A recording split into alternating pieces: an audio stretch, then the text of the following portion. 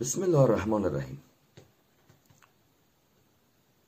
این کلیپ دوم در مورد اعجاز ادبی، بیانی، مفهومی و لغوی قرآن است.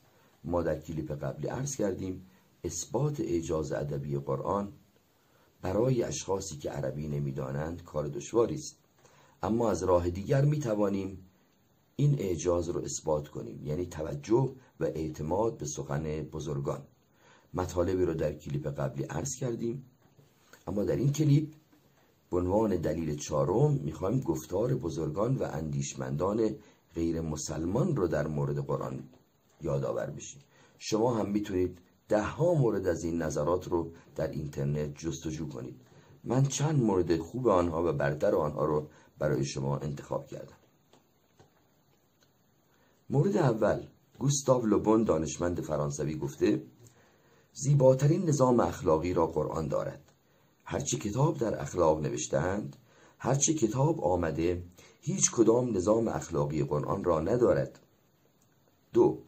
گوته، شاعر و ریاضیدان بزرگ آلمانی: من با قرآن خیلی بیگانه بودم. کشیش‌ها ما را ترسانده بودند. وقتی به قرآن مراجعه کردم، با دیدن این کتاب متوجه شدم که قرآن شایسته است جهان را اداره کند و سرانجام یک روز این کار را خواهد کرد.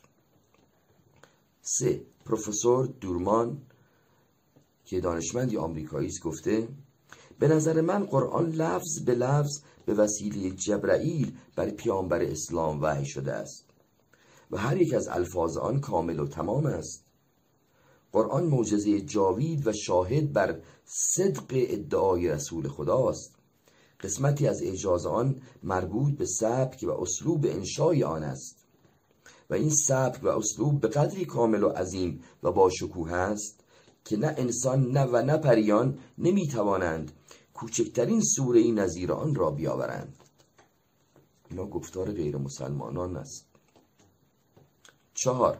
پروفسور گیوم گفته قرآن با آهنگ زیبایی مخصوص دارای موسیقی دلنوازی است که گوش را می نوازد.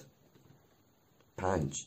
فیلیپ دانشمند معاصر و استاد دانشگاه پرینستون آمریکا گفته قرآن از تمام معجزات بزرگتر است و اگر سراسر اهل عالم جمع شوند بی تردید از آوردن مثل آن عاجز خواهند ماند. 6. ارنست رنان نویسنده و مورخ فرانسوی چنین گفته در کتابخانه من هزاران کتاب است که آنها را بیش از یک بار مطالعه نکردم، ولی یک کتاب است که مونس من است و هر وقت خسته می شوم و می خواهم درهایی از معانی و کمال بر روی من باز شود آن را می خوانم و از مطالعه آن خسته نمی شوم و این کتاب قرآن است که یک کتاب آسمانی است. 7. نولدکه دانشمند و خاورشناس آلمانی که وقتی کتاب تاریخ قرآن را نوشت جایزه آکادمی فرانسه را برنده شد. او گفته که فضیلت قرآن با داشتن سادگی و بلاغت خاص خود به اوج کمال رسیده است. گویی قرآن نغمه فرشتگان است. کارتون دانشمند معروف انسانشناسی آمریکا در کتاب کاروان می نویسد که بلاغت ادبی یکی از مزایای عظیم قرآن است. مورد 9. بارتلمی سنت هیلر دانشمند فرانسوی در کتابش نوشته قرآن کتابی است بی همتا که زیبایی ظاهری و عظمت معنوی آن با هم برابر است. نظرات بزرگان غیر مسلمان در مورد قرآن بیش از این هست و من سعی کردم چند مورد از مهمترین اونها رو برای شما بیان کنم که در مورد ادبیات و مفاهیم و معانی لغوی و اخلاقی قرآن بود. هنوز نظرات دانشمندان در مورد اعجاز علمی قرآن بیش از این موارد است که خواهش میکنم خودتون در همه این موارد در اینترنت تحقیق کنید.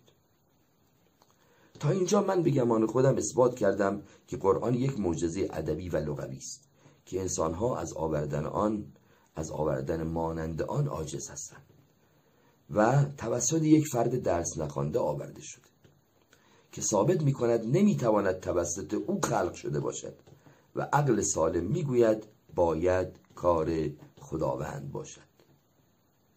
انشاءالله در آینده مفاهیم بلند قرآن و ترجمه آسان آن را نیز بیان خواهیم کرد انشاءالله. و السلام علیکم و رحمت الله و برکاته.